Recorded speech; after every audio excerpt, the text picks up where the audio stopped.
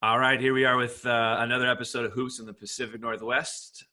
We had Dan Taylor on yesterday, and we're trying to stream a bunch of these things together so we have some things in the hopper for down the road. So I think this is going to be episode 6, if my math's correct. And one of the big coaches that I wanted to make sure we got on board, and as we start to make a shift to our younger coaches that are really kind of getting started into the high school game, not necessarily coaching just in general, but it's certainly in the high school game. But head coach Jeff Wilson out at Lake Washington High School, I wanted to get on board real early on just because from afar, as we were talking about off the air just a second ago, man, he had certainly a magical run and has really done a fantastic job with that program. And I wanted to get him on today to kind of get his insight, especially for those coaches that are perhaps maybe just getting started or within their first, let's say, 5 years or so of taking over their own program. I think will allow for some refreshing perspective. It's going to allow me to reflect a little bit on my first 5 years, I would imagine, to some degree, and things that I had to go through. And as we've talked about from the beginning of these, we really want to try to keep our coaches connected to the game, and especially here in the state of Washington, where I feel like girls basketball is one of the best in the country. We want to keep that. We want to make sure we keep those coaches that are invested in our kids and our players, and certainly the high quality of play in the game. We've got to keep them around. So Jeff Wilson is on with us today to talk about his program, kind of what he's been doing, and I'm looking forward to having him on. So welcome, Jeff. Yeah, thanks, Coach. Really appreciate the invite. Yeah, looking forward to today. So I'm going to start this, though, with I'm a huge mascot guy. Mm-hmm. And so my all-time favorite, and I'm just going to go state of Washington now. So my all-time favorite Washington mascot is the Spudders, the Ridgefield Spudders. Yep. It's a running potato. It's true. And I coach cross country up at Marysville Getchell High School in the fall. And so we host this huge meet. And so I'm always looking for shirts and that kind of thing. And so I literally had to ask, Ridgefield, because they were going to come up to our meet. Hey, do you have like a shirt that has actually this running potato on it? And the coach said, yeah, we do. And so they brought me up one. So I'm a huge mascot guy. They're my all-time favorite. But I will say in your gym, that big mural of the Kang on that far wall is my favorite. Like when you walk in there, it's overwhelming, but it's awesome. Yeah, I love it. Yeah, there's so many people that the first thing, when I tell them I'm coaching or people that I just meet from the outside or something, I'm like, oh, where do Lake Washington? The Kangaroos, the Kangs. Yes. Everybody knows that, we're the Kangaroos. So. No, it's such a very cool mural, and we just got a new gym, thankfully, here within this last year. And I always kind of trying to push to our idea, hey, we got to have something like that. Now, it didn't quite work out the way, but I've always been such a big fan of that facility, and just man, it's just such an impactful thing when you walk in there. So go ahead. Cool. It sits there and it's right behind our home. When in the second half, it's on our side and stuff like that. Yeah, that's true. That's a good point. No, we're actually in the process of building a new gym. Okay. It won't be ready this season, but it should be ready by the start of next season or next school year. Okay. And so, but they'll be keeping our current gym also. And so we're wondering, if there's going to be some sort of new mural in there or something like that. But all of a sudden we'll have a 4 or 5 court facility, which we're pretty excited about. So where's that going? Is that going? It's going right next to where the current gym is. It will be connected to it. Where right now there's portables. Right. Okay. That's exactly. So they spent this quarantine finishing up a new building where the kids that were in the portables can now go into that building.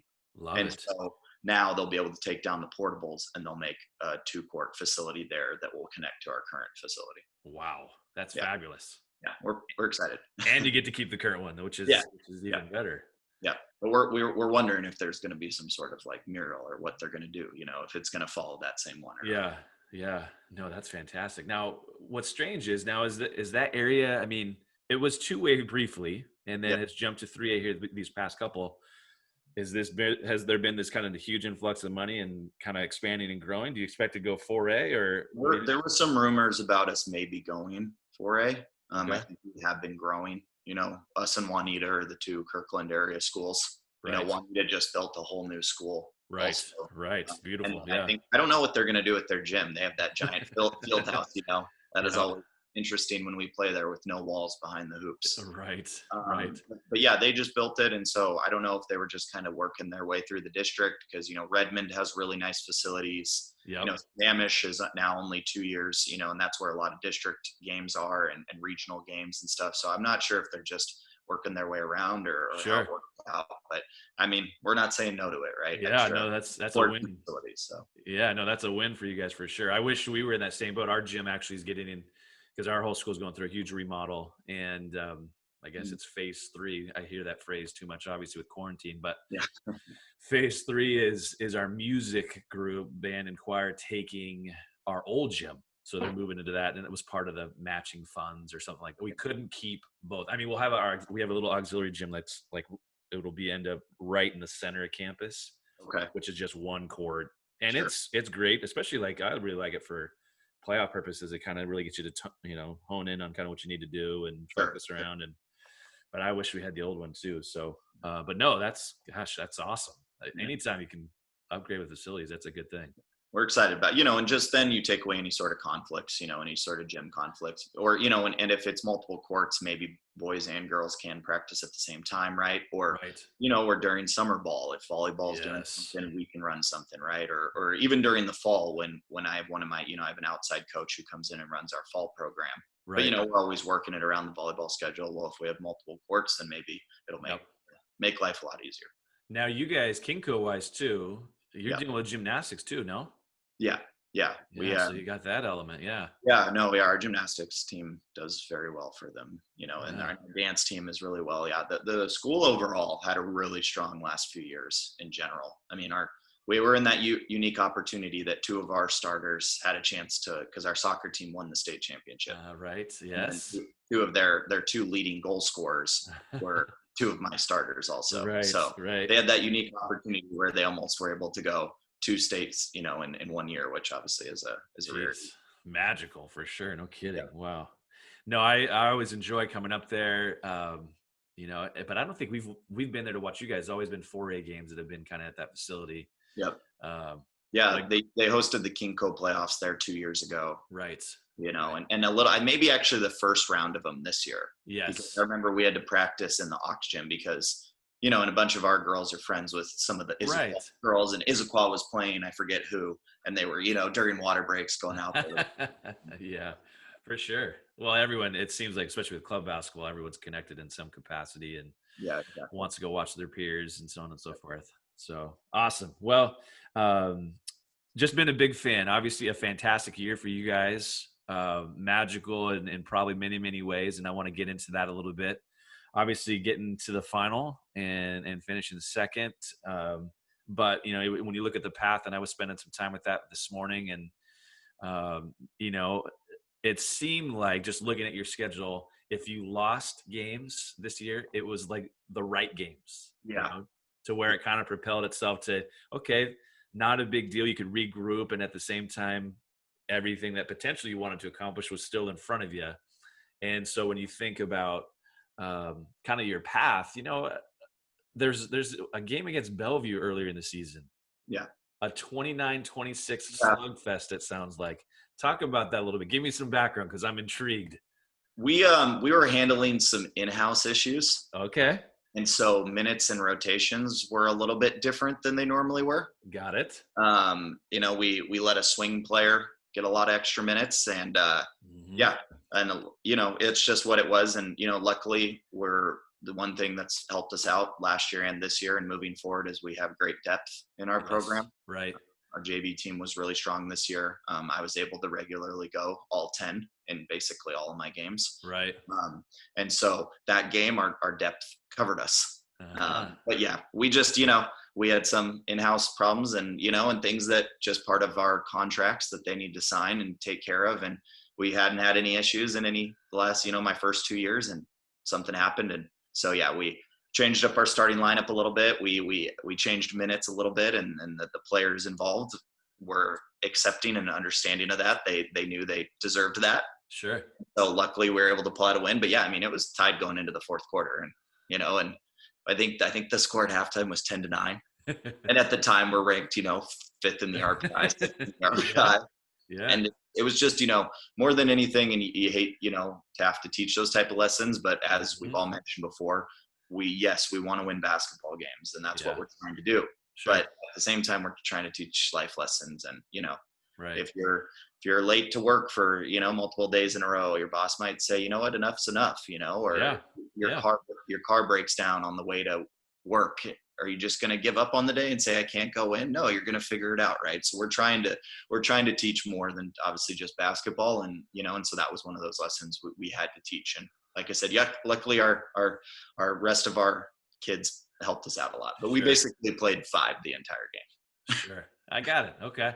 So, and I guess I'm jumping ahead a little bit because I'm anxious. I need to back up a step. So, give us some background. Give us some hoops background. In terms of if you're a player, maybe Yep. some of your coaching experience. And I'm assuming this is your first head job at Lake Washington. So, just give us a little bit of background before we move forward on yourself. Yeah, so I played at Edmonds Woodway. We are sophomore and junior year, so that would have been '07 would have been my Okay. sophomore year, and Okay. '08 would have been my junior year. Hmm. We made the state tournament, and that was back when Edmonds Woodway was a 4A team. I was playing for Coach Gail Pintler, Yes. um, longtime coach, coached at Shorecrest and Shorewood, and Yep. all around Yep. Westville. He was a math teacher at Edmonds Woodway. Um, but yeah, we were really strong my junior year when we finished 6th in state. We had 10 seniors, and I was the lone junior. Oh, interesting. Yeah, yeah. So really strong core, and part of guys that were on that team. James Conti went on to play college basketball. Connor Donaldson went on to play college basketball. Eric Greenwood got drafted by the Pittsburgh Steelers. Oh, Was a jeez. 4-year football player at Idaho. Casey Hamlet went and started for defensive end at Wazoo. So Nice. Tony Hurd and Josh Hurd were 2 brothers that won all sort of football awards. Tony had a chance to, got offers from Oregon and UW for football stuff like a really strong group of Right. athletes and players and stuff like that. And yeah, and then going into my senior year, Coach Pintler stepped down, and I'd coach Todd Rubin, who's now the boys coach at Redmond, which is Got you. really fun because we've had some crossover games, and Yes. it's always great to see him. But yeah, he was my coach my senior year.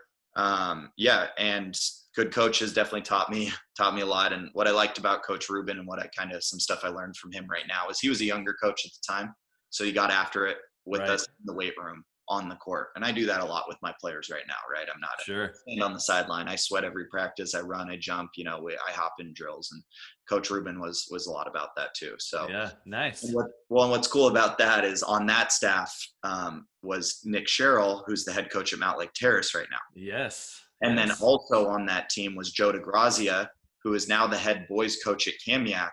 And last year he was the head boys coach at Blanchette. Right. So Right. all 3 of us were starters my senior year, and it's pretty cool now to look back, and 3 of us are now head coaches. Love So it. fun group in that. And then yeah, so high school ended. I went down to some open gyms at Portland State and was in Okay. talks with the coach. And basically, I'd gotten into that school. I was going to walk on. You'd kind of been like, as long as you show up to tryouts, you'll be on the team, and then you can work your way from there. Sure. And I'd had a really good run with them at these open gyms with players that were currently on the team. And then the day before my senior prom, I got into a car accident. Oh man. And so just had some lingering injuries that took multiple Uh, years to heal. And yeah. so I stayed local. I ran into Coach Rubin, who asked me to coach a 5th grade boys feeder team, and Nice. ended up coaching them through AAU ball all the way through their senior year. Got And it. the 9 boys that were on that team as 5th graders, all 9 of them were on that team as juniors and seniors that I coached Oh in wow. AAU ball, which, it just doesn't happen, because player No. programs but really good group of kids that are now sophomores in college. And, it's just Nick from Mount Lake Terrace, he was my assistant, and that's where we got our start. And we've been coaching AAU ball, and then he finally got his own head coaching job. But yeah, really fun process to kind of get through it. So, and then coaching AAU ball, doing all that. And then I spent 1 year as boys C team coach at Edmonds Woodway. Yep.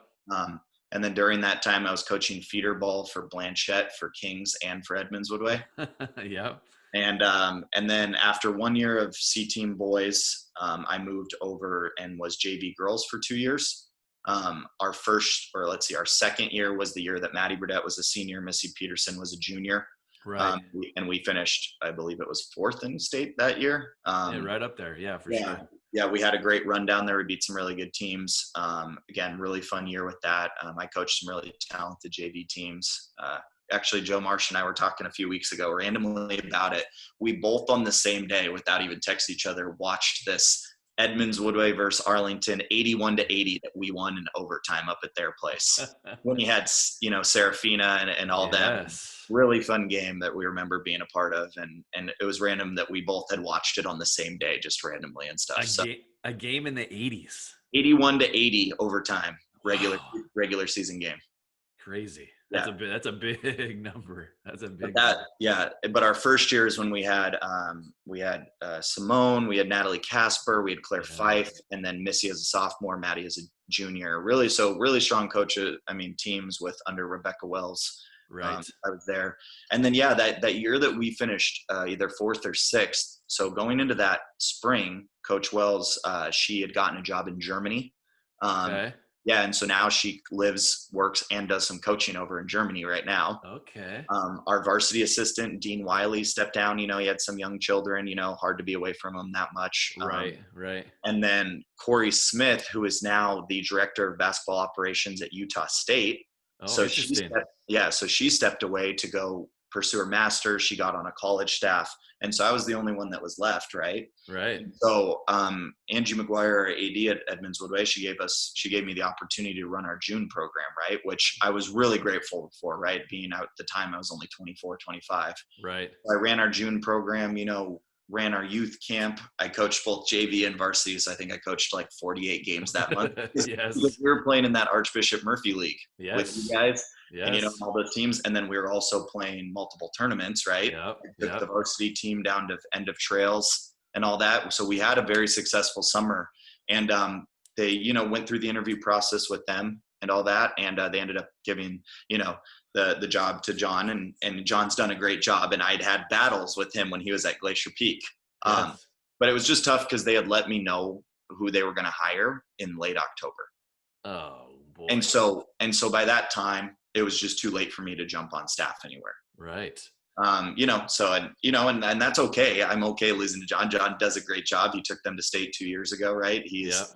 And every time I've seen him, he's been willing to, we talk hoops. We text back and forth sometimes, he's come and watched me when he's played people that I've played and stuff. So I have a good relationship with him. So I was okay losing the job to him, but hearing about it that late in the game, I had to take that winter off.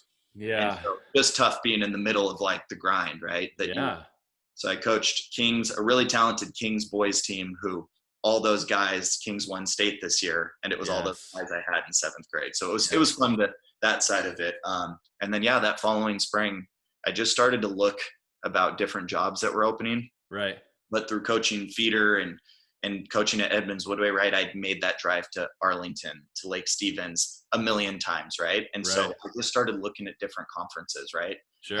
I knew some of the coaches obviously in Wesco, but I was like, let's branch out a little bit. Let's see different gyms, different coaches. Right. And Lake Washington had come off a few years of, just coaching turnover. They had two wins for, I think, 4 straight years. Yeah.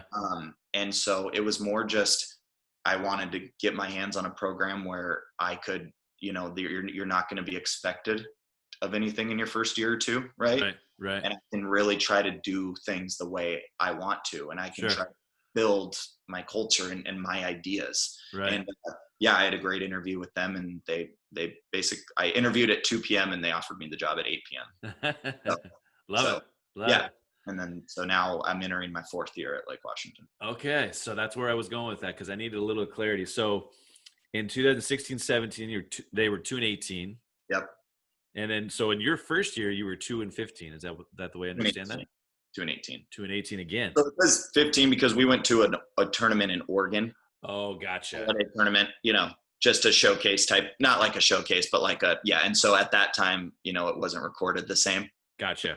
And we got our butt kicked all 3 games down there. But we had a lot of fun off the court. Sure. We were right on a river down in Bend, Oregon. Beautiful there. It oddly enough didn't snow, even though the week before it had just dumped, and so it didn't snow. We had a really good time. We had a lot of fun down there. We played 3 really good competitive teams. Right. but yeah, so 2-18 our first year. So 2-18. Did you have, when you looked at Lake Washington, did you have a hunch of their youth program and maybe what was coming in? So I've told this to people, and I only knew of one player, Okay. Sophia Reese, Sure. and Nick over at EBC of Yes. Bellevue, and now he's at UPS. He just got that job at He UPS. is. I didn't Yeah, know that. yeah, he just announced it 2 or 3 days ago. Oh, He's the I'll head I'll have assistant. to reach out. Yeah, yeah, Fantastic. Good for him. excited for him. So makes a different coach in our conference next year too. Yeah, for sure. But me and him had battles for years and years, and Sophia in particular, a game over at Best in the West in Yakima, put Uh-huh. like 30 on us in 8th grade. And I Wow. was coaching a bunch of really talented girls Talia Clark, who plays for Blanchette right Yes. now, and McKenna Yep. Dorsch, who plays for Seattle Prep, and some Kings girls. So I had a talented group, and Sophia put 30 on us as an 8th grader and stuff like, or maybe as a 7th grader. And so I knew she was going to Lake Washington. Got But you. other than that, I didn't know about some of our other really impactful players that have come in. That Sure. I didn't watch people like Rosa Smith, Elise Haney, Emma Bochter, Sydney Haney, players like that. The first time I ever saw them play is right when I got the job at Lake Washington. There was a summer tournament going on that weekend, Oh, and okay. I watched EBC play, and I was sitting there next to Coach Ray Harris, who's over at Eisenhower in Yakima. Right. He's Yep. the head coach over there, and he was sitting next to me, and he's like, she's coming to you, right? And Rosa, was just going crazy in that particular game, and then Emma was knocking down some threes, and he's like, you got her, and then Elisa's Yeah. 6 foot as an 8th grader, and he's like, they're all coming to you next year. I'm like, okay, like Yeah. we'll be able to build off something. So That's fantastic. So I think the biggest thing, or what's been fun to hear, it's not necessarily going to be one of those things that you're looking for the next best job. You were willing to, hey, go to a place like you said, create your own culture, and then understand that in time, if we do the things the right way and how I feel like and what it's going to take to win, we're going to win. yep. But to go to an 18, that first year with a program that had struggled up to that point, I think there was a few years ago when I was looking it up, maybe it was 15, 16. They were maybe close to 500 or something like that. Sure. But it had been a struggle. And I think that transition to 2A, 3A, and so on and so forth. And, you think about that area, of course, Kinko and so on and so forth is a pretty big hotbed for basketball. And so how are you going to, maybe take that next leap and step, and for that matter, take a program and make it and create it into a consistent winner. And so to go to an 18 that first year, and then you made this massive leap Yep. to 15-10, that next year, and win a division crown, if I looked correctly. And all of a sudden now you've got some momentum, and at the same time, you've got a young squad that's on the way. So, and then of course you parlayed into this year in 22-7, 11-1 in league.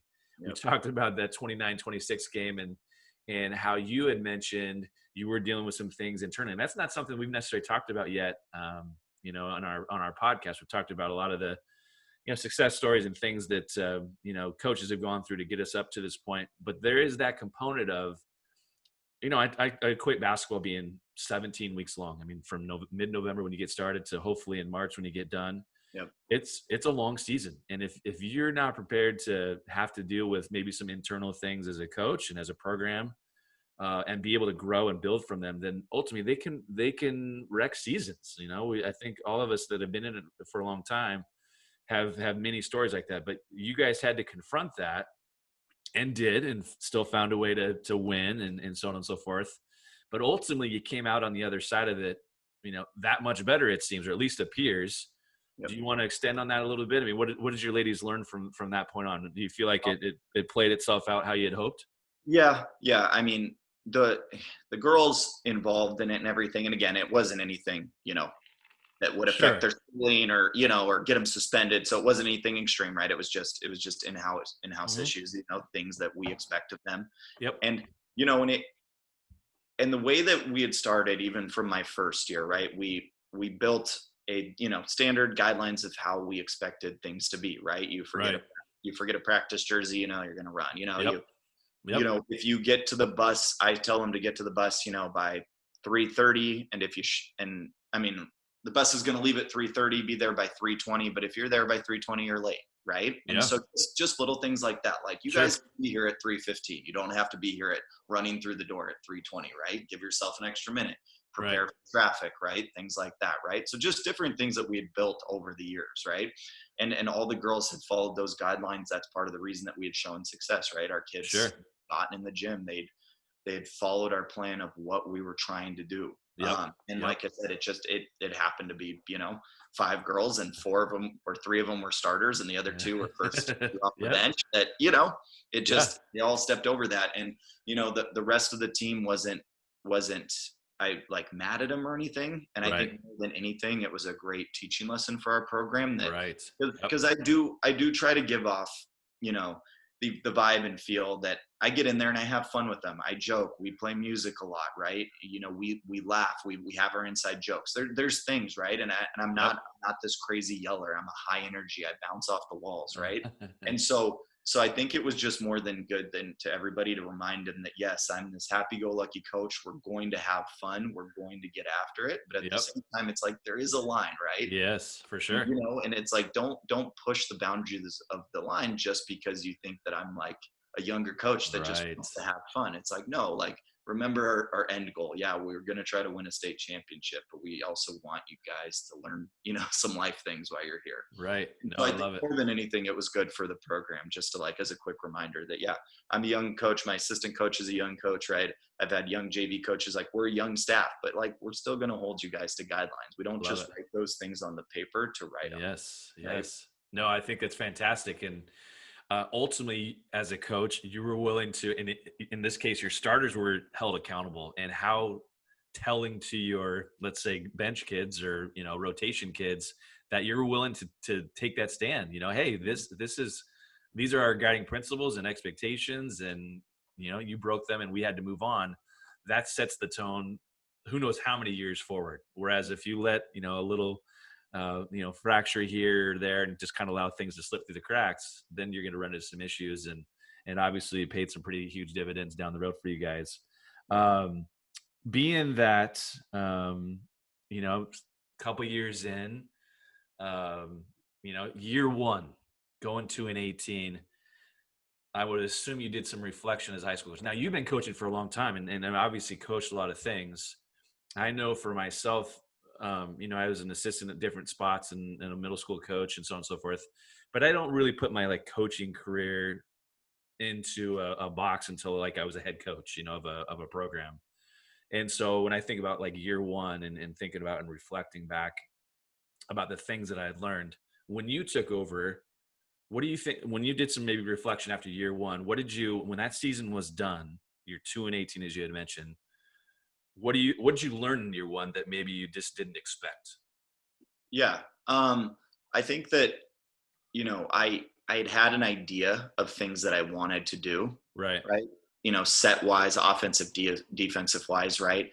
But there were a few consistents, right, that we wanted to make sure that we wanted to build off of, and so I guess when I look back at that season, right, I wish I would have changed some of our just say offensive or defensive sets, instead of waiting until game 17, like we Yes. started out 0 and 11. Like it would have been okay to try something different, right? Sure. Things, but like some of our consistents, right? We wanted them to work hard, right? We wanted to fight for rebounds, right? We wanted to try to, get the turnovers lower and lower by game, right? And I just Right. look back and things like that, like the first time we played Juanita, we lost, by 36 and we had 34 turnovers. Right. And Yeah. then, right, which it's like, you can't, hard to Yeah. win, right? 34 turnovers. And then the Sure. second time we played them, which was the 18th game of the year, we were tied going into the fourth quarter, Love it. right? And we Yeah. had, in that game, we ended up with 15 turnovers, right? And Hmm. so it's just little things like that where it's like, girls, I know it's a bummer that we're losing here or there, right? Or it's like, or we win a game and then we get, we play a great Bellevue team the next game, and Yes. we play, Yep. but you guys got to realize that you are getting better. And I said Yep. that to them so much the whole year. And I was like, if you guys don't see it, okay, we understand that. Like, and maybe, you guys are frustrated about makes or misses or this or that or turnovers, but it's like, you guys have to understand from our perspective, and we try to show them numbers, or we try to show them this quarter versus that, and it's like, you guys are getting better, right? Right. And it's because you're doing these things, right? And Yes. we need to keep building off these things, right? And and it'll, and we had a great, the first time we played Spanish, we lost by 3, and then the second time we played them, we won by 20. And it's like, you guys got to Yes. realize, right? It's like, what we're doing there's purpose behind it, right? Right. And um they got to feel those fruits of that labor, you yep. know, at certain junctures. It eventually happened, but what a great perspective. And again, that willingness to take on a program that had struggled a little bit, but your approach there in year one wasn't necessarily about the end game. It was about how to get to the end game Yes. and continuing to be positive about, you'd mentioned 30 plus turnovers. Hey, this time we got down to 15, Yep. those steps. And again, your players, the girls in this case, are able to take that and like, oh, coach isn't mad that we got beat. And you're creating that culture that while you're not winning games at this juncture, hey, we are here to improve, and it's a constant reminder. Whereas some young coaches might feel that pressure from parents or maybe even your players that, hey, we're not winning games. What are you going to do? You didn't necessarily. I mean, sure, all of us as coaches want to win games, but if you're going in different directions and kind of reemphasizing, hey, here, if we do these things, the dubs are going to end up happening in the end. Yeah. Well, and that was, I think of that Juanita game, or I think of, the second time we played Bellevue, it was tied at halftime, Right. where Yeah. we lost to them by 50 the first time we played them. And I mean, we ended up losing, I think, by 30 or 40 in the second half. Kara Choi hit about 8 threes in the third quarter Yeah. alone. Sure. But it was just more just like going into that fourth quarter, that Juanita game. It's like, girls, like, you're there. Like, Right. now we're here, right? Yep. So now let's really make sure that it's not just a one pass shot, right? Let's let that offense get side to side, right? Let's keep focusing on defense, right? And it's that whole idea, even in those locker rooms after that game, it's just trying to be like I would not have, I'd never walked in there and being like, oh, like, we were tied in the third and we blew it, blah blah. It's like, girls, like, you're right there. Yes. Like, you guys got to believe it, right? And we have Right. to build off that. Yeah. And the next day in practice is like, hey, all right, so this is kind of where they took their little 4-6 point lead. Let's figure out where we can get better, right? Or Yep. let's build my practice plan based off those 4 minutes right there, right? Because the first 3 quarters, we're there, we're breaking their press, right? We're rebounding, we're Yep. doing the right things, right? And and the benefit too of that year, which really helped us my second year and really helped us this year, is I had 3 freshmen and 2 that are starters that have started every game of their career, that I just got to play them and I got to let them play through their mistakes. Yes. And I've had those Yes, yes. conversations with those girls and being like, you know what, we're going to let you play through those right now because you are doing the right things, right? Right. You guys are getting better. And you know what, we're going to let you get those. And hopefully next year you cut out some of those mistakes. And Sophia and Ellie had great state tournaments for us this year. And it was Yep. like, and they were a part of that 218 team, right? And Yes. we let them have an 8 or 9 turnover game that year because it's like, we're seeing them get better here or there, right? And it's just, I love this. I love this. You've taken me in a great direction. So your young kids had to live and learn, and we do a little bit of the same. We've been fortunate to have some freshmen that have played for us right away, but our rule has been, because our freshmen are off campus. We actually have a mid-high Cavallero, which has our 8-9 kids. And our general rule of thumb is, if you're going to be a freshman that plays JV or varsity, you're going to play. I mean, the bottom line is, it makes no sense for us to have you with us until, I mean, you could play C team and play 30 some minutes, whatever. But as even a varsity player for us, we've only had a few. Reagan, Kylie Griffin, Brooke even didn't start necessarily, but she played quite a bit. Yep. But just a few in my 15 years. And everything. And then I guess, our current sophomores played quite a bit a year ago as freshmen. But my number one message to them was, and it always has been, hey, we're going to have to live and learn through your mistakes. You can't have this fear factor of, oh gosh, if I make a mistake, coach is going to take me out. You're what we got. You're who we believe in right now. And that's kind of what we would tell our other players too. We can't be on them as young kids. We're going to let them grow, and they're going to get better as a result. But that's exactly the right approach. Like, hey, you're going to have to go through that 7 or 8 turnover game, and just trust that in time and reps and opportunities and minutes, that it's going to remedy itself. And I think as coaches, we're able to see that. And obviously, as you had mentioned. And when I think about to the few that we've had, and certainly Reagan with her cap to her career this year, I can remember some struggles of games and days, those freshman years. But ultimately, they're going to get there. If they're that right type of player, they're going to get there. Well, and that was, and then that adds into our second year, right? We had Rosa Smith, Elise Haney, and Emma Bochter. So we take three freshmen and we throw them in, and Elise and Rosa have started every game of their career and stuff like that. But like we talk about it all the time. We've had these conversations to them in person. Rosa, who is competitively gets after it. She asks us questions. She's, she wants to know how to get better. She's always talking to us. The first 12 games of her freshman year, we started her. We played her 29 minutes a game. Yeah. She did not say a word in practice. She came in and, Rosa, we're going to do this. Okay. Sounds good. Right? And, just like, and then that 12th game, all of a sudden she I remember one specifically, she laughed at a stupid joke of mine. I was like, oh my God, Rosa laughed. Right? It's like finally starting to break. And Elise is night and day. She's a 6'3" freshman, obviously has to learn the physicality of the game, all that type of stuff. Yep. But our final game of the season where we lost to Ken and Snohomish at regionals, Elise had 14 points, 11 rebounds, and 9 blocks. Jeez. As her, final freshman game. Right. Yeah. She was taking the ball from the high post. She was ripping and attacking, right? She was aggressively going to get balls. She blocked 9 shots, right? And it's the change of their freshman year. Right. And then this year, both of them, and that's part of we've had success. Both of them are such vocal, competitive leaders. This year it was night and day. Yeah. They made a huge jump this year, both on and off the court, and it's they, took ownership.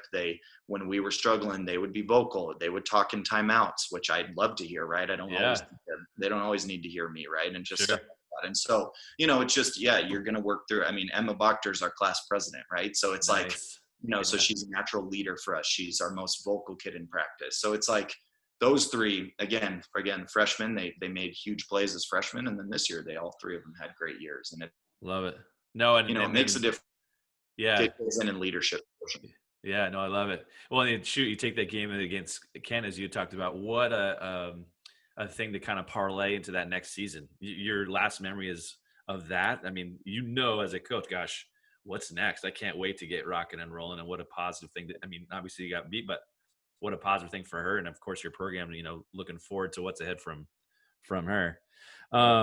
Great stuff. Now you shared with me graph paper. Yeah. And all your practice plans. So here's my show notes, and I'm a graph paper guy too. Okay. But I have templates. If you need a practice template, is that just kind of, and you keep all that obviously. And again, I'm not judging. It's what you do and use and you're comfortable with, which is great. I like the graph paper thing. I was using graph paper from way back when. Yep. Some really interesting stuff. So I want to do a couple of quick things and ask you about a couple of things that I wanted to get into. So if you were to give me kind of a brief offensive philosophy for your program, if you had a preferred way to play, go. What do you got? Yeah. We run dribble drive. We really value spacing. I'm really annoying about it in practice. We talk about it in timeouts. I'll stop a practice and or we'll be in the middle of a scrimmage or a game, I'll say, else, I'll go like that. And it's because she's 3 steps up from the corner. No, right. We want her in the deep corner, right? Girls and I laugh all the time about free throw line extended because it's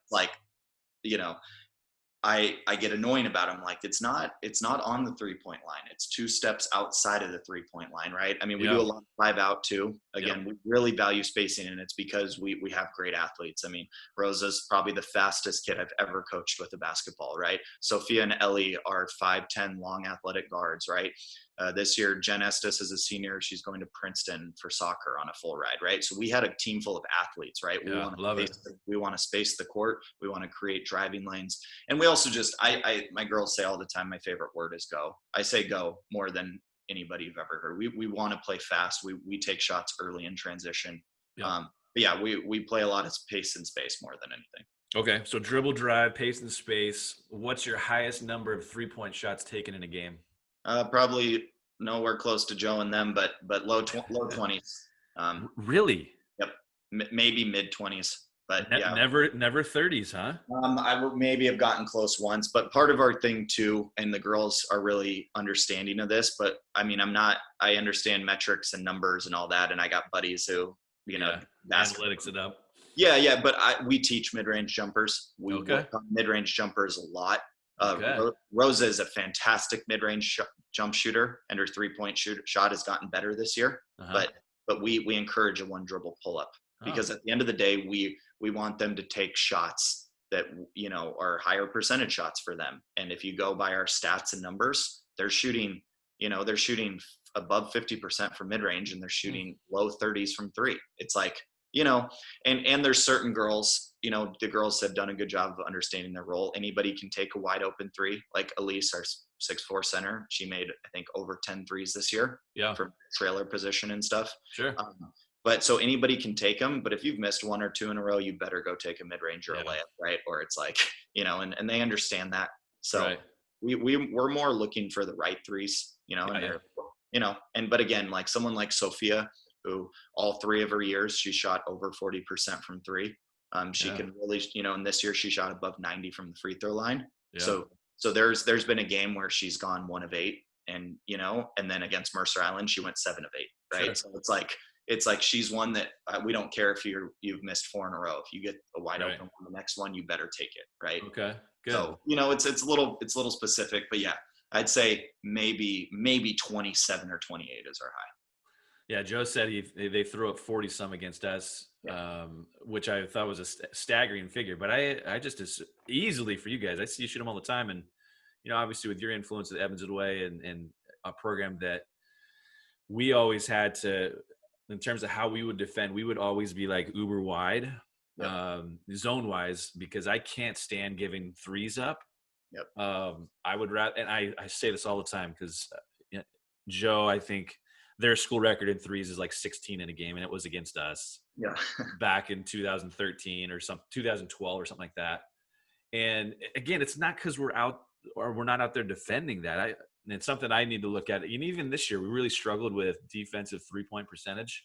And I feel like our activity is great. We're out, but we try to even play 20 feet out to give. And you'll hear me in timeouts all the time say, especially after your team goes on a run of 3-point makes, let's turn those threes into twos. Okay, we've given up 10 threes tonight. Okay, let's take 10 points off the board, and it seems like such a feature of the game. But, go back to those Evansville Way kids and, their ability to shoot from 25 feet, 26 feet becomes that much tougher of a guard. And, of course, now that you had mentioned you guys are, more of a mid-range, hey, this is where we're getting a lot of our shots and high percentages.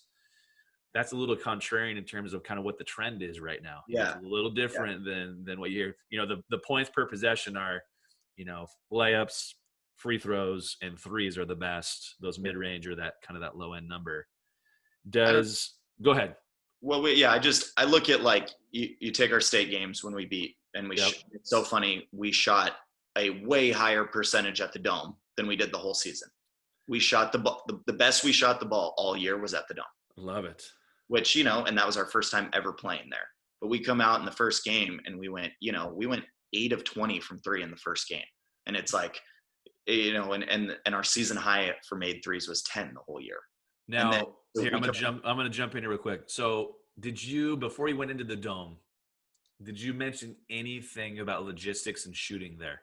Yeah, because I played there myself, and then I went there as an assistant with Edmonds Woodway, right? And I was like, hey, we want to get layups, we want to get paint touches as much as we can. Agreed. Come out, we're moving the ball side to side, and I think our first 3 possessions at the Dome were wide open threes. We missed all of them, but it was like, the girls didn't come in afraid to shoot them. Love it. Yeah.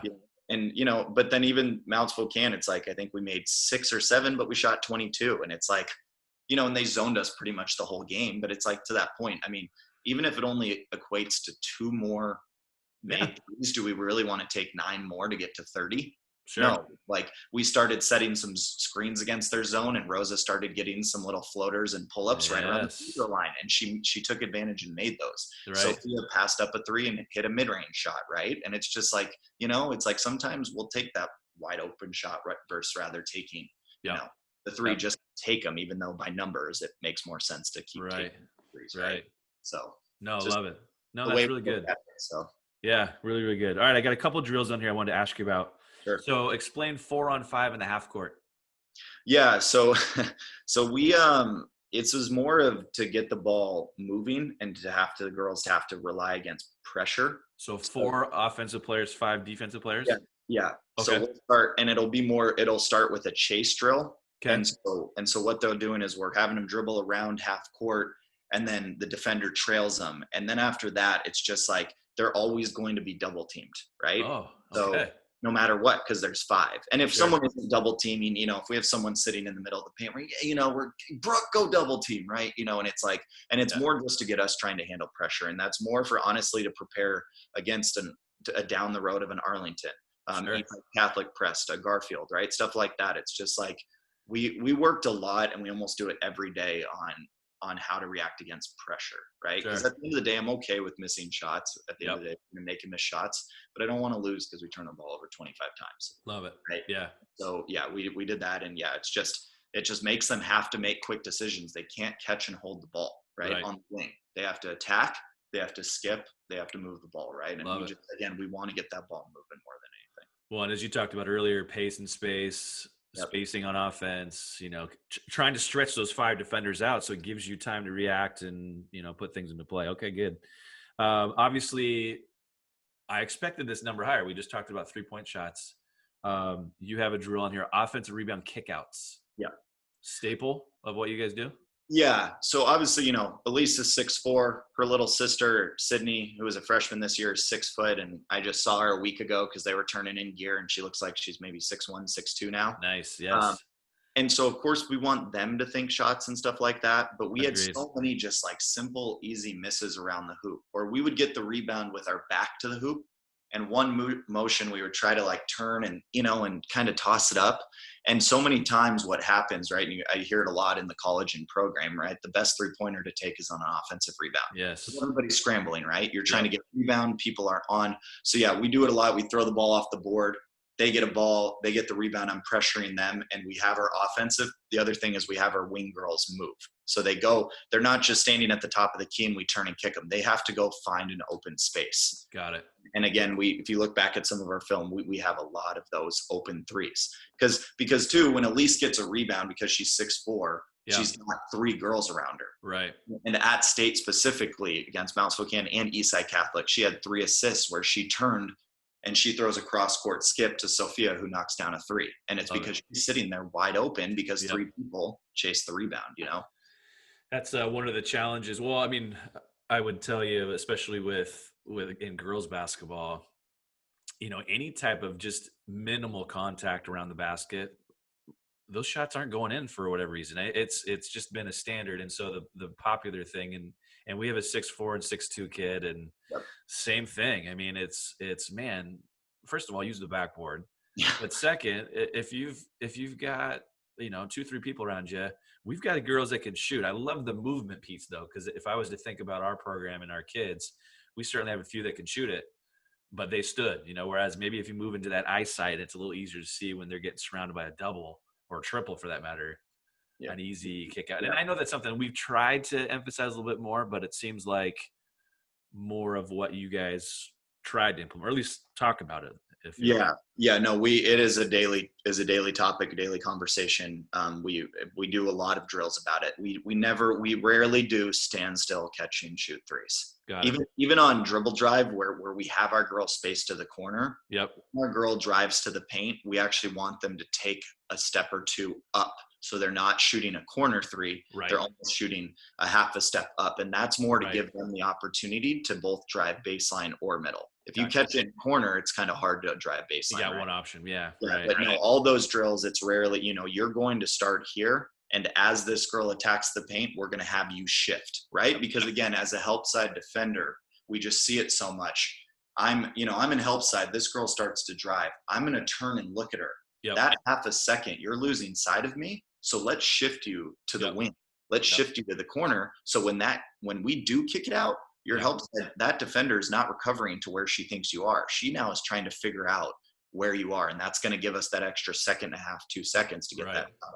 Yeah, that loss of vision, loss of memory, or the memory is where you were, not where you are. And of course, that's enough, especially in our game, to get shots up. Very, very good. Hey, one quote I love. This is from February 25th. I'm going to use this. Yep. But you had put on there, if you're not applying pressure, you're feeling it. Yes. Where'd you get that from? I think, some on Twitter, I follow a coach quotes type thing, or Yep. one of my favorite things I subscribe to is the Daily Coach. Okay. I don't know if you ever heard of it. I'm going to write it down right now. Go to thedailycoach.com. It's a free subscription. They send you an email 6 days all 6 days. And then on Sunday, they just give you a recap. Oh, nice. And it's one of my favorite things. And it's just about leadership. It's about coaching.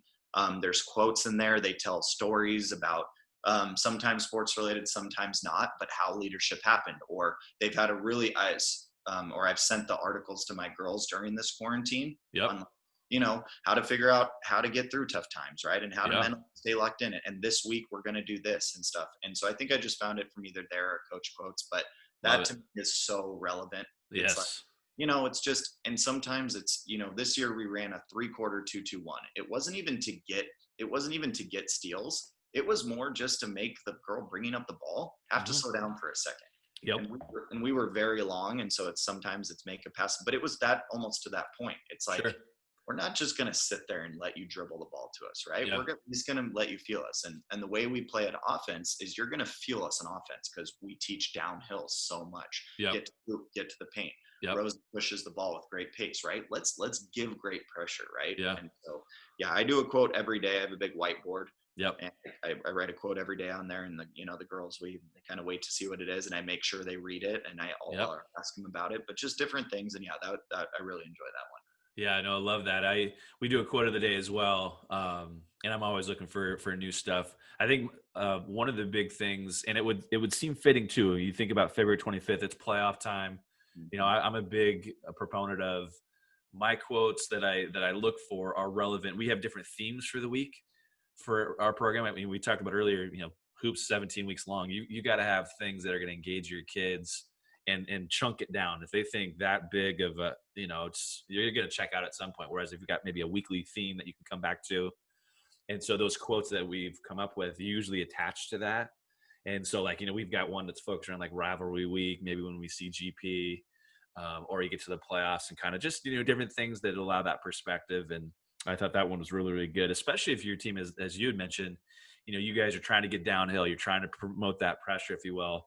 But I also think it takes, if you think about the nerves of playing in the playoffs, it takes that nerves component.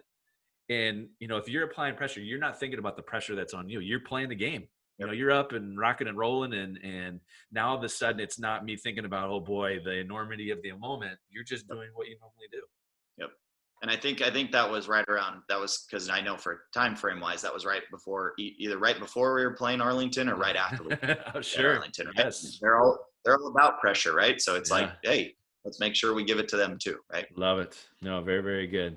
I noticed that I think it was your season, maybe it was your season plan, early season plan, but you had your offensive stuff. It seemed like in baseline out of bounds. And so it seemed like you had things in sets of 3. Yeah. Is that one of the mistakes I certainly would go back to early in my career, first year, probably first few years, to be honest, is I had way too much stuff kids needed to know. Yeah. And it wasn't until really kind of I got maybe 4 or 5 years in, I'm like, why do they need to know all this stuff? We're doing some things well, but we're not doing enough well. Yep. How about I scale that back? Is there a kind of a focus on that? Do you just work in maybe sets of 3? Do you expand beyond what you showed? We'll expand. Some of those things that are on that beginning of the plan list, we took out.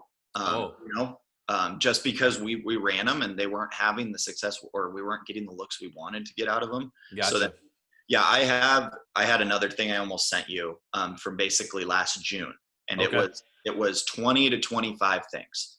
And it was notes I had taken. It is sets I had run with my AAU team. It is just different things. And I go, we're going to run all of this in June. Not necessarily I'm going to put it in, but I'm going to draw it up out of a timeout, out of a quarter. Yep. Before a game, I go, hey, the first play, we're going to run this. And let's just see how well they pick it up. And does it work for our group? Yes. And that's just kind of how I narrow it down to those sets. Got it. But things that we knew. Well, one of our plays that we ran the second half of the year, we ran it all my second year. Had great success with it. Yeah. And the first 10 games of the year, I was like, we need to run something different, and so we Yes. didn't run it. And then I remember going to Sophia and Rosa, because that was usually who it was for. And I go, you know what? I think we're going to put Snap back in. And they're like, yeah, we love Snap. And then the rest of the year, we ran it all the way to the state championship game and it scored for us. And it's Love like, it. okay, so why are we going away from something that's working? Even if people know it's coming, it was still working for us. Sure. Sure. Right. And it was, just some back screens for open threes, things like that. Yeah. But it was just, so yeah, I put in just enough to get us ready for that first game. Got ya. And I want them to be comfortable. And there's a lot of that stuff written on there. We run a lot of, 5-0, and we want to make sure the girls can quickly get into a set, even if we run that quick hitter twice in a whole game. But what if that time that we go to run it, it's a tie game with 40 seconds left in the fourth quarter, right? Right. Yeah. I don't want to be on them too much. I don't want to give them 15 quick hitters type stuff like that. So yeah, we keep it simple to start, and then we build out from there. No, I love that. I was talking, I can't remember which one of them was, but I had mentioned, seeing Al Aldridge from Prairie, gosh, it was 2008, I think. And we were back to the old great double limb days, and, 16 teams, and you're watching the next game. I wish it would go back to that. But nonetheless, I think they were playing the next game, and, you're sitting baseline there in the Tacoma Dome. I don't think they did that this year. I haven't done it the last few years. My favorite spot, to be perfectly honest, to go that route. But watching film at Prairie, and I mean, I think he had like 80 things. I mean, I couldn't. And so now all of a sudden, like, first of all, how can they have 80 things to just, and they were good. I mean, they were all on point. And then as a coach, you're like, man, I can't, there's no way we're going to be able to do this in 12 hours and figure it out. No. It just was an overwhelming thing, Yeah. And one thing that, and again, credit to the girls and credit to Coach Rebecca Wells at Edmonds Woodway that year that we did make that state run and everything. We probably had, and I've told my girls this when I'll start to put in a new play, right? And they'll be like, "Oh," she's like, "You're killing us. Like, we're not going to remember it." And I've told them this. I'm almost sure, if I remember correctly, they had 15 quick hitters that they would run every game, and the girls knew them. They knew where, New York, Chicago, orange, blue, yellow, right? And it's like the girls knew, and credit to the girls. And I mean, they spent, time in practice working on it and stuff. But when I did get over, take over my own program and go there, I was like, let's, and I think Brady has said this, like, let's make sure we're good at stuff, or we're really good at stuff. Do we need to put in something else when we're still not as good at something? Right. Else, right? And it's, so yeah, we've got a few sets that we know work for us and is built to specific girls. And, when this girl gets in the game, we're going to run this set, right? Love it. Or if a shooter hasn't gotten an open shot in a few possessions, let's get her an open three right now, even if it's going to miss. Now, occasionally, of course, out of a timeout, I'll try up something different just to throw out something different. Sure. But yeah, we started small, and the hope is, and we tell the girls, we want to play as fast as we can. Yes. And we do a great job of playing fast. Our team gets up and down the court. We really go. It's like, we don't want to put in too much, right? Because by putting stuff in, that's encouraging them to slow down to run stuff. And it's like, no, pitch the ball ahead, attack the rim, and let's play basketball. Yeah. No, and I think that's something we kind of reinforce too. It's like, hey, you want less of us. Just go play the game, and then, we'll have our influence when you absolutely have to have it and need it. One thing I thought you had mentioned in something that I hadn't thought of, because this is how we traditionally treat summer hoops, is I love the idea, and I do this myself with our kids. We kind of have summer stuff that we do, but then we really don't traditionally run our summer stuff during the season. Except maybe rarely, maybe it's out of a timeout, like, hey, remember, let's go to this, and just to give them something to think about coming out of a timeout, all those different things, little things with maybe not for you guys, and I guess maybe not for us necessarily, but when you get to that new team for that next year and you're starting to evaluate in June kind of what things look like, you start playing with those kind of things and their attention in a timeout and drawing something up that maybe you haven't done since last summer.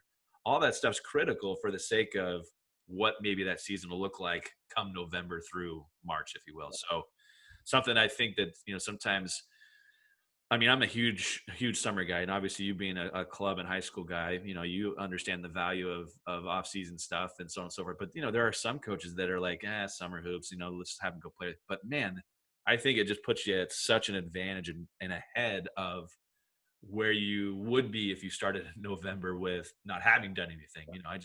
Massive thing.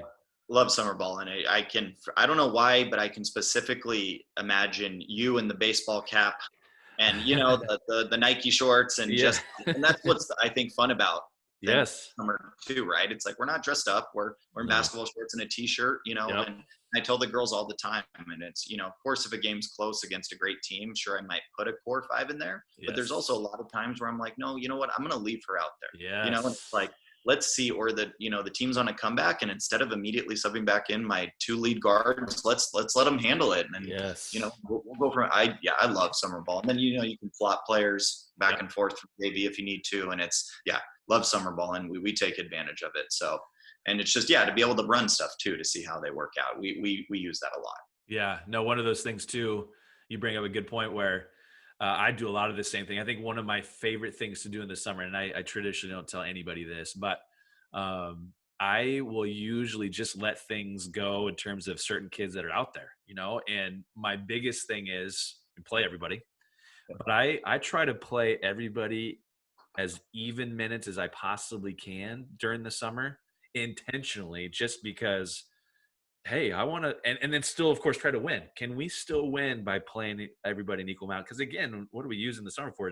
But to try to develop roles and kids in pressure situations and all of those things that we've kind of been talking about.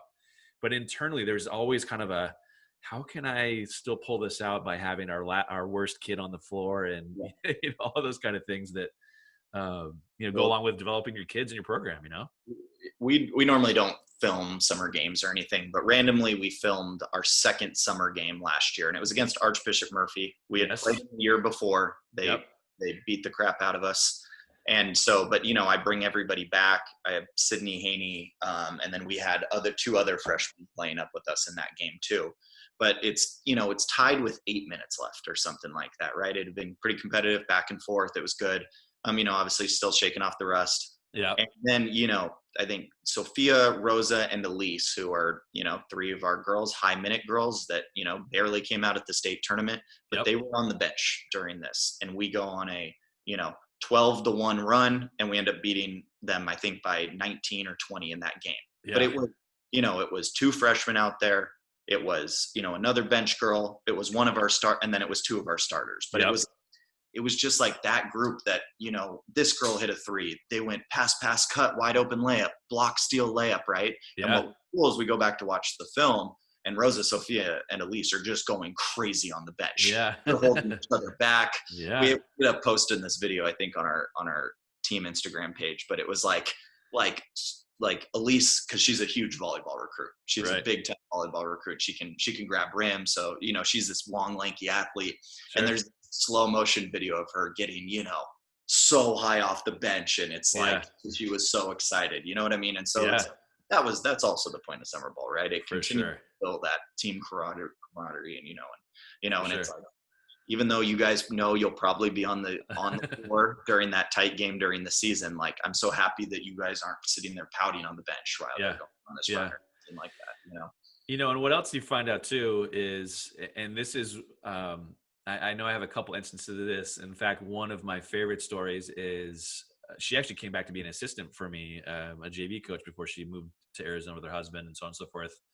But there was a girl, I think it's 2010, 9-10, and her name was Sam Peterson, and she was going to be a senior, and she was probably on paper going to be our 11-12 kid. And so, you have those tough conversations. You got younger kids that are coming. And I told her, I said, hey, Sam, you have to give me something that I can't live without. And I said, I want you to play. You're a great kid, and so on and so forth. But, this summer, show me something. Show me you can give us something that we can't live without. And kids can take that one of two ways. You either take it and run with it, or you're like, oh, well, I guess I'm going to move on and call it good.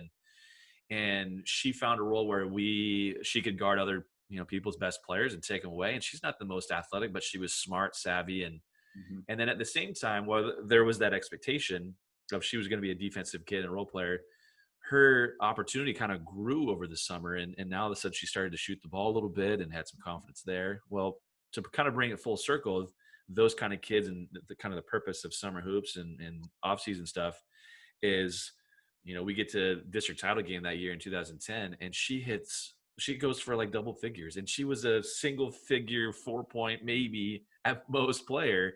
But because she had that green light in the summer and found a niche, I don't know we might not have won that. We might not have made the state tournament the year. And, we all have kind of stories like that, but those kind of things are great. And Yep. again, hopefully we can find a window to get us back to that moment. Now I want to give you a chance to talk about this season.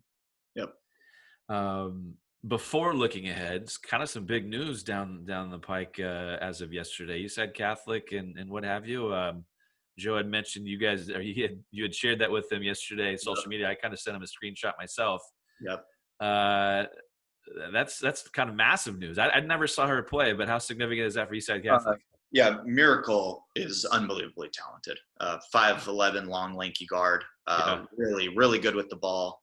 One defensive player of the year in Metro this year, which had a ton of college players in that. Yeah, for sure. She rolled her ankle in the first quarter of our game versus us. And I really do think that, it played a difference in the rest of that game. Right. She came back and tried to play on it, but, it definitely changed how they did, how they did things and everything. Sure. I don't know if someone else will end up going there or anything. But yeah, it definitely changes the format of how they'll play next year, just because she was able to bring up the ball. She was able to guard the other team's best player. She was a really good ISO player, really good when she got into the paint on finding their shooters on the wing and stuff. So yeah, changes how they are going to operate next year. Now with this run, you saw Arlington in the regional. Yeah. This year. We of course know the challenges there, although we've had a decent amount of success with them for whatever reason. Knock on wood, hopefully that stays. We kind of talked about the whole Bellevue thing, and at that point you'd had games maybe a little bit all over the place, maybe not necessarily the most consistency. But when you got yourself into the playoffs, and again, I was looking at some of the math, in terms of total game, you guys had 29 games total by the time you were said and done. I think I saw, who was it? Somebody was like 32 games by the time. Crazy number, just a crazy number. Metro plays that extra league tournament, so their teams end up having more games than us. Nuts, just a crazy. I would love that, to be honest. But what did you? Was there a moment in this season that you felt like, was there kind of a game at some point or a certain juncture that said, man, you know what? I think we've got the potential to go on a little bit of a run here. I said it in a few interviews during state, said it to people that kind of talked throughout the season. We defensively and athletically knew we could play with anybody. We really did. Yeah. We're long, we're lanky, we're athletic. Again, we have a 6'4" athletic girl. It never hurts, right? We start 5'10" guards, 5'11" guards. We bring 6-footers off the bench, right? So we knew athletically and we knew defensively we could play with anybody. And we really believed that, and we told the girls that every day. And, it was just offensively a matter of putting possessions together, getting hot at the right time. And what's just so funny about this year and what we did is, you look at some of our games to end the season, we just blew Mercer Island out because we shot the hell out of the ball. I think we made 10 or 11, 12 threes, something like that. Right. We play Juanita in back-to-back games, and we shoot the ball really well because they zoned us both games. We play them the final game of the season, then we play them in the district championship. Yeah. We got zoned both of those games. We shoot the ball, really well, stuff like that. Blanchette, we shot the ball well. And then we get to Arlington, and besides the fact that they banked in 6 threes. But we shot 11% in that game. Yeah. We went 9 of 57 or something. Oh boy. And yes, some of that is definitely pressure that Arlington does. Right? Sure. Someone's coming and that stuff. But it's also, we missed layups.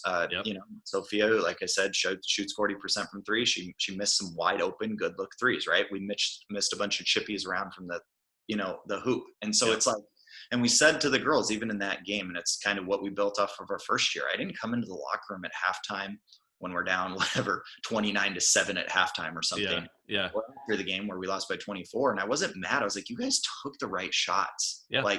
And we need you guys to understand that. Or just because you got there and you made the extra pass to your teammate and she missed it, when we get to the next game, you can't not make that pass. You guys got to understand, you guys are making the right passes. The ball just didn't go in the hoop, and that's basketball sometimes.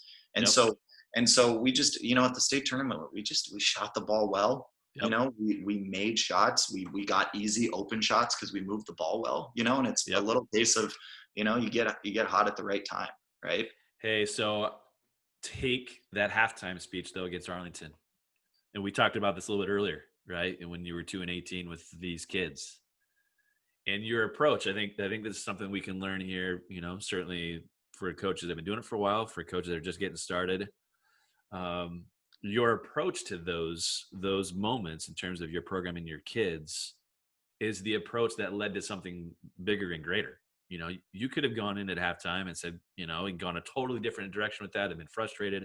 And who knows, maybe it compounds itself to day one at the Dome and then it's a 2 and done, you're out. Um, instead, you validated, okay, here's what we're all about. Here's what we do. You're doing those things. We just have had the end result pan out. And maybe to some degree, there's a connection to that game against Arlington, as much of a struggle as it was for that particular day.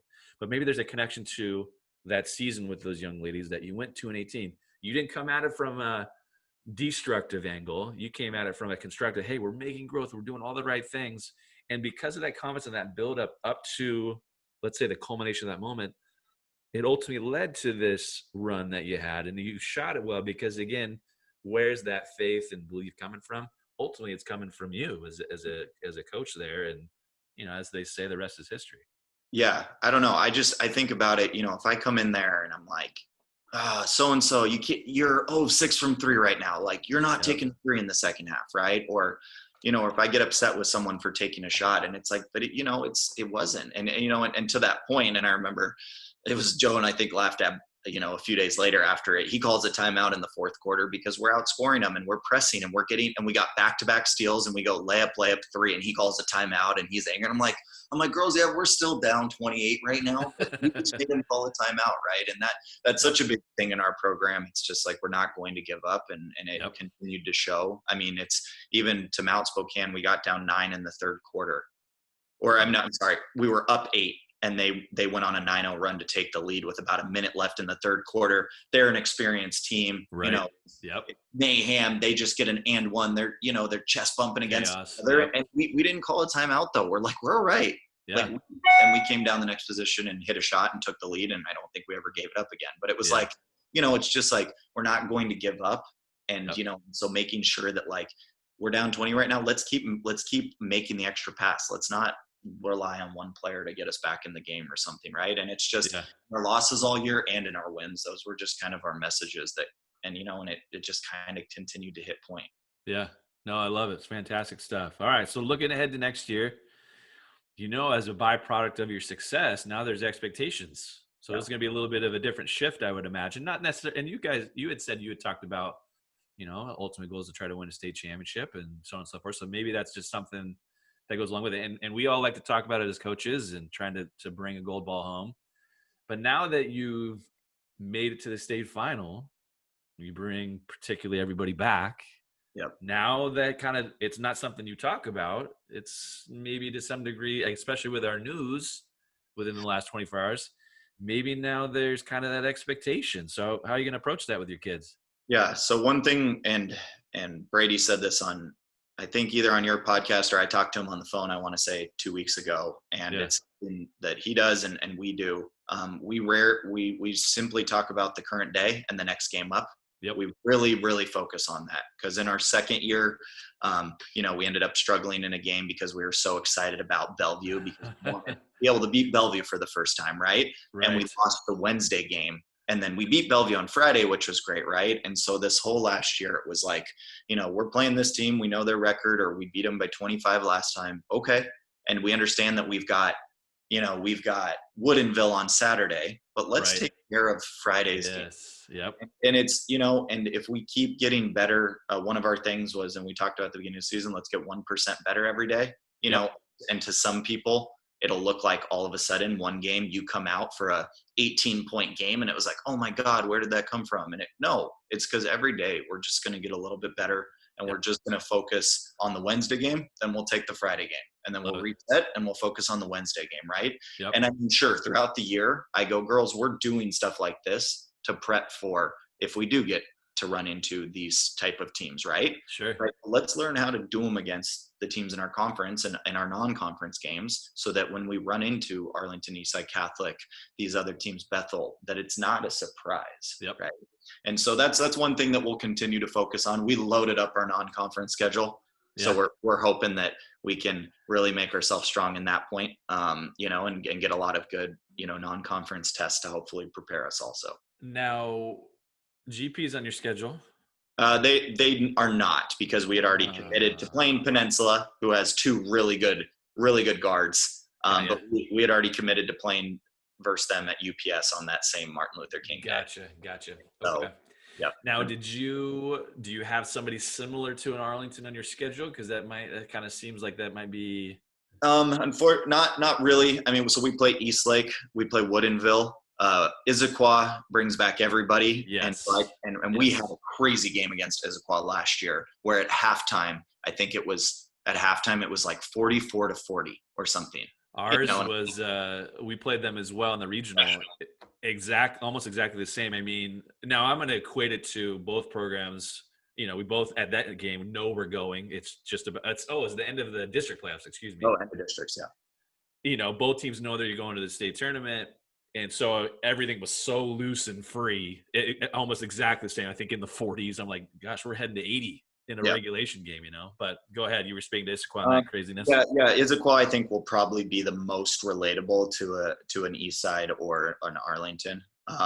But because Woodinville, just plays you half court man and and slows it down and kind of gets where they want to. Eastlake's usually bigger and zones out a little. Even I know they graduate Keeley, but they bring back Haley and and some of those girls and stuff.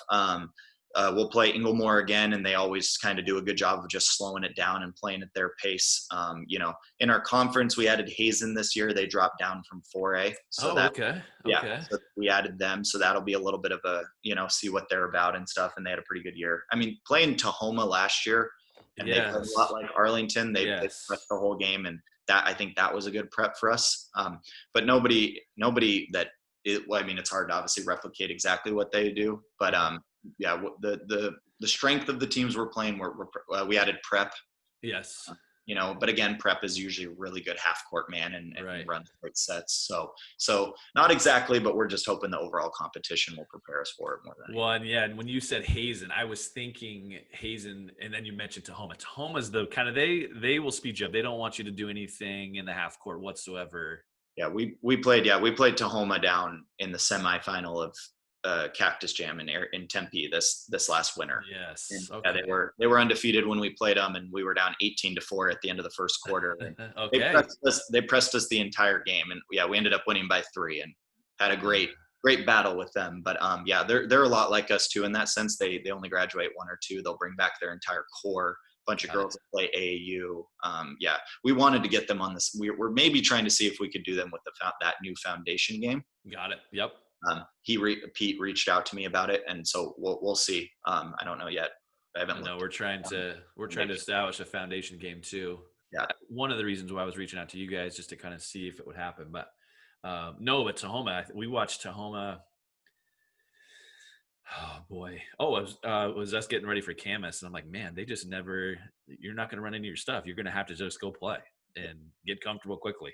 Well, even in that game against them, I think we missed like 10 layups in the first quarter. Yeah. And, we're down 18-4, and then we started to make some of those layups, and we started to move the ball better. But they do a great job. But I think Issaquah would probably be our most relatable, at least to the speed that Eastside and Arlington will play at. And multiple players that can shoot it. Gosh, they were lights out against us for sure.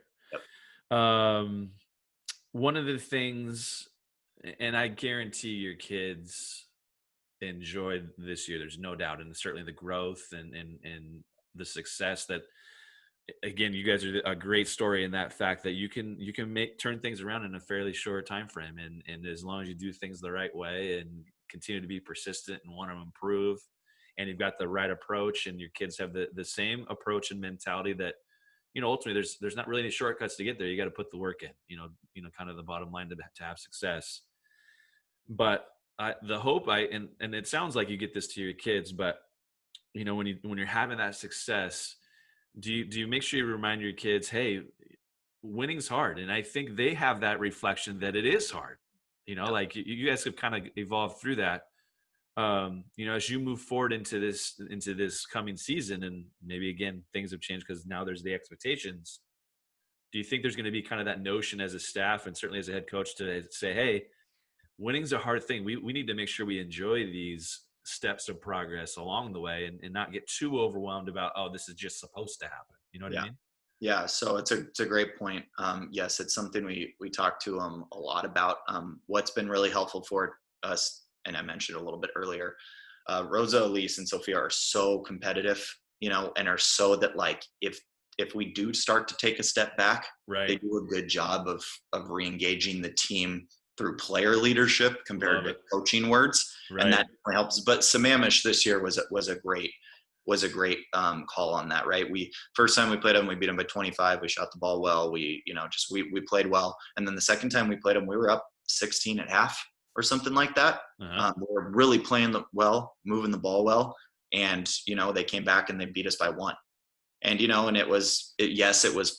they shot the crap out of the ball in the second half, but and we missed layups, so they took the momentum, and then all of a sudden those threes start being pressured, and we lose by 1. And it was such a good, like, yes, we were mad, the girls were upset, but it did almost re-engage them, Sure, like came in pissed off the next day. Yep. Right?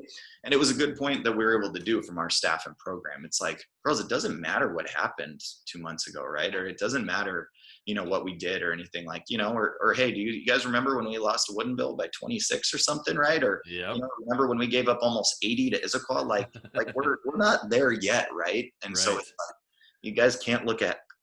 We get it, playoffs are almost here, we're excited about it, but it's like we got to take care of today's game. And I don't know, and I look back about mistakes I made in the second half of that game, rotationally, zone offense wise, different things that I wish I would have changed. And then we changed moving forward, and we got, we were happier with that. But I think a game like that was such a good lesson for us. And that'll be a reminder that we give them to them next year. Like, remember how we felt in that sense. Right. And I love the significance. And I would even take it a step further too. Let's say you pulled that game out by 1. Do does it ultimately force your kids? Does it ultimately force you as a coach to go through that reflection? Did you almost need that 1-point loss? Yeah. Because, we talk about as coaches all the time. You're gonna hem and haw and hurt way more with losses than wins. Wins, you like, hey, great, and you move on. But those losses, for whatever reason, you're like, you just hang on longer. And again, maybe that kind of helped propel that reflection at that point of the season, to grow and again serve as that little reminder that, hey, we're not quite there yet. We still got to make sure we dot the I's and cross the T's, if you will. So yes. We actually we had a look at the end of the game. We ended up getting a kind of pretty semi-open look down 1. Right. Better shooters, and so if she wins that, but I still think we're handling it the same way, because it did become a thing. Like, we're playing Juanita in the district championship, and we're up 13 or 15 at half, and it was like, hey, everybody remember Sammamish? Like, we're not trying to bring up bad memories, we're not, but like, let's stay locked in. And they start the third quarter on an 8-0 run, and all of a sudden it's a 23-point game, right? And it's like, okay, good, like, you guys got it. Easy, and an easy cue, a relatable cue that they can easily call back and go back to. All right, just a couple more questions. Again, I certainly appreciate your time. This has been a blast. Great to kind of go through, and I'm sure those moments. Good to hear you pull out some games and watch some film too. I was talking with Joe about that as well, and that's always fun stuff. I sit around. I definitely watch a lot of film, old and new. For sure. Things on YouTube. Some of those state games. Before I talked to Brady on the phone, I was able to sit down and watch his state championship game, which was so fun to watch. I watched 4A games. It's especially having some extra time now. For sure. All right, so a couple more. What from this year? Give me your favorite game. Oh, that's a tough call. I guess I probably have. I would have to say Mount Spokane or Eastside Catholic, which was our quarterfinal or semifinal. Okay. But I'd say during the regular season, that Tahoma game was really fun. Just because we were down big, we knew they were really good, and then we battled back. Everybody had great contributions in that game, so that was a really fun one for us.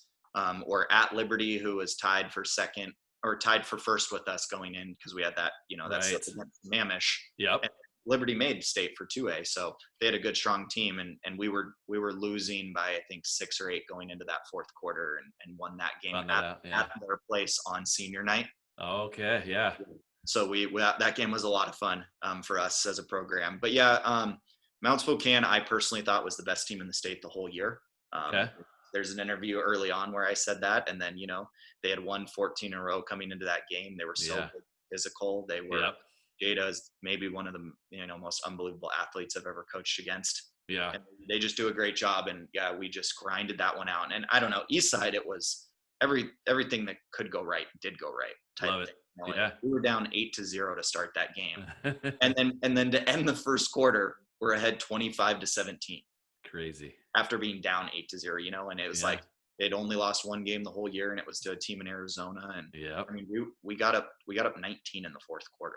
And it was just like I talked about it with my staff all the time and stuff, and the players. It's like I remember with like 2 minutes left, looking at them, being like, "What is going on?" Right yes. And it's just like, and it's like we can't celebrate yet. I remember there was a minute left, and we're up 15. No, you want that clock? I'm still over there. I'm like, "El, get over there!" And you're just like, even though there's a minute left, they can hit 6 threes, and we can exactly. It's just. But yeah, coaches do. You get all that devil's advocate stuff. Okay, what's the worst thing that's going to happen right now? We've got to be prepared for it.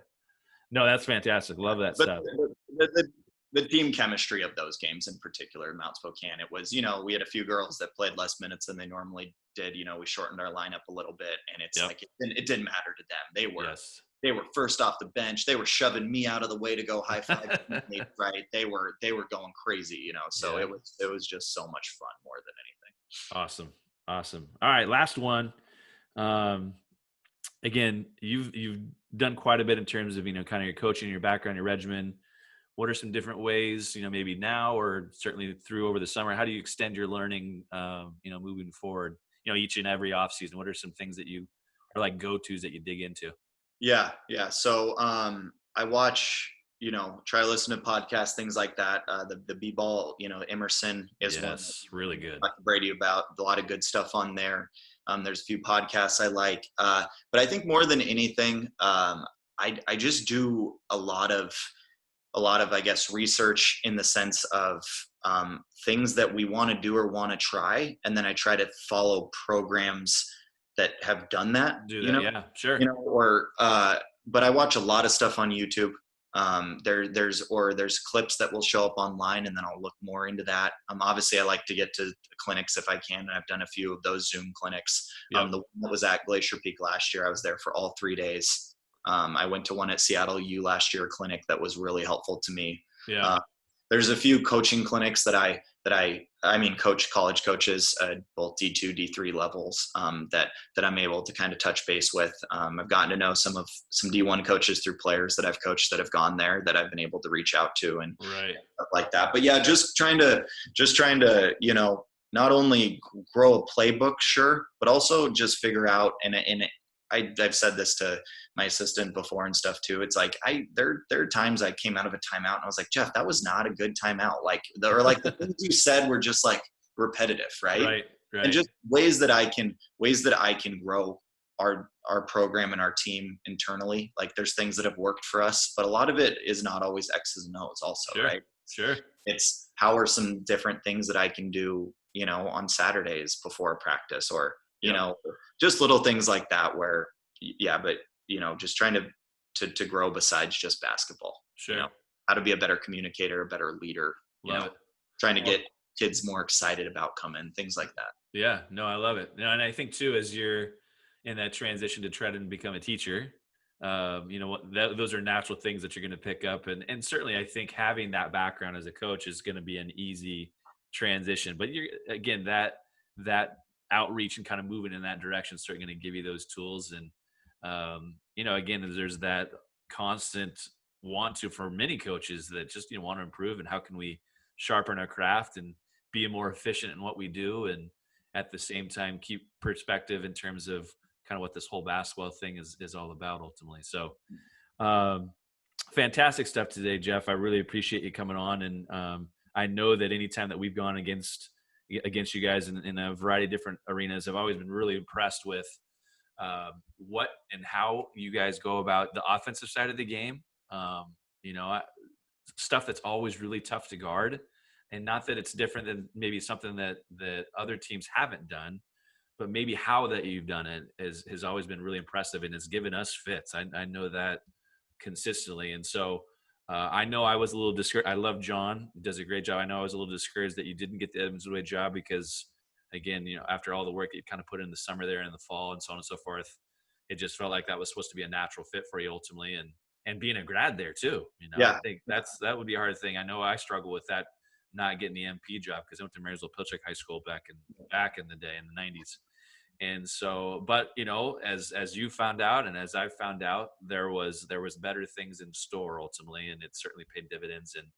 But you're just off to a fantastic start and have done great things, and I've admired from afar for quite a while in a lot of different arenas, and certainly excited for the success that you've had in your program, and will continue to do so here moving forward. So thanks so much for coming on today. Thank you. I appreciate it. Like I said, I've people like you and and Ken and Brian at Glacier Peak, and Joe are, different coaches that I've definitely looked up to. And so it always feels weird for me now to be in these same conversations with you guys and being able to talk back and forth, because you were people that I remember as I went through my career watching you guys have success, and how you guys have gone about your different programs are, as part of the way that has helped me shape and build my program. So thank you for doing this and everything you guys are willing to do for us younger coaches. Hey, well, you bet, and hopefully looking forward to. I'd like to say some summer hoops, but let's hope for next season for sure. Thanks so Yes. much. Yes. Thanks, Randy.